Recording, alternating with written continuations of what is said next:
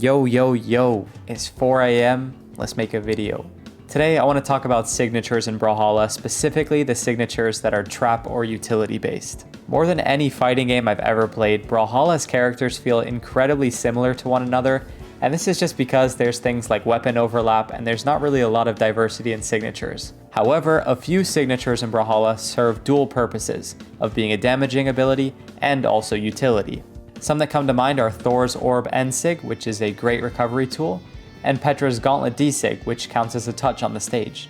But the signatures I'm more interested in are the complete utility sigs, which are both of the down signatures on Arcadia and Yumiko. These signatures are stuns that instead of doing damage can be used as zoning tools or the way better option for incredibly cool combos.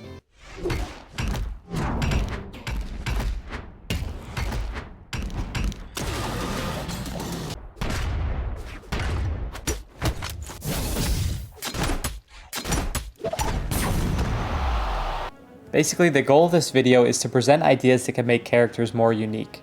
And don't come after me in the comments, I'm just bringing up the ideas, so just tell me what you think. I'm going to take inspiration from other games like Smash, Multiverses, and League of Legends for this video to help you guys understand the ideas that I'm talking about. First up, we are going to look at one of my personal favorite characters in Super Smash Bros., Sephiroth. Specifically, we're going to look at his down special Scintilla. This ability creates a barrier in front of Sephiroth, and if an enemy does an attacking move into the barrier, the damage is reflected. This ability is basically a counter. It does no damage on its own, but if an enemy does hit you, it will reflect the damage back. I think this would be a really cool down signature on a new character, and it would really help against spammers, who knows. Next up in Super Smash Bros, we have Pyra and Mithra. This one is a bit of a stretch, but imagine if there was a Brawlhalla character that was actually two characters in one.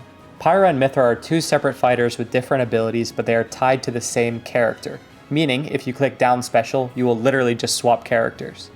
So now, picture this in Brawlhalla, two characters in one, with different neutral and side signatures on both weapons, but down signatures are reserved for swapping between your characters. I think it's a really cool idea. It reminds me of Morph in Brawlhalla, where you can switch between characters really quickly, but obviously it'd be a lot more balanced than Morph. Moving on to League of Legends, and the ability I want to talk about is from a character called Nami. One of her important spells is called Aqua Prison. This spell holds the enemy in the air stunned for 1.5 seconds. And when I see this ability, I immediately think of how cool it could be for team combos in Brawlhalla.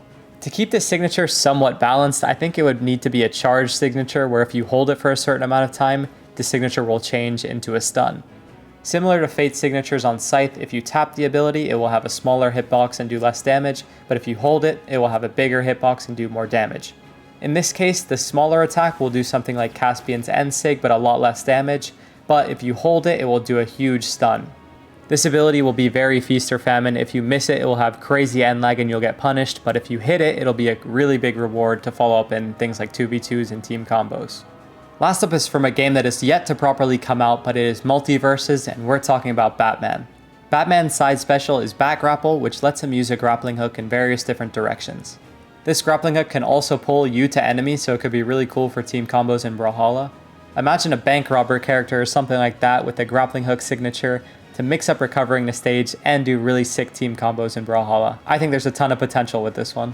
But that's all from me. I could literally go on and on about what I want to see in the game, but I'm sure these ideas would be a balancing nightmare.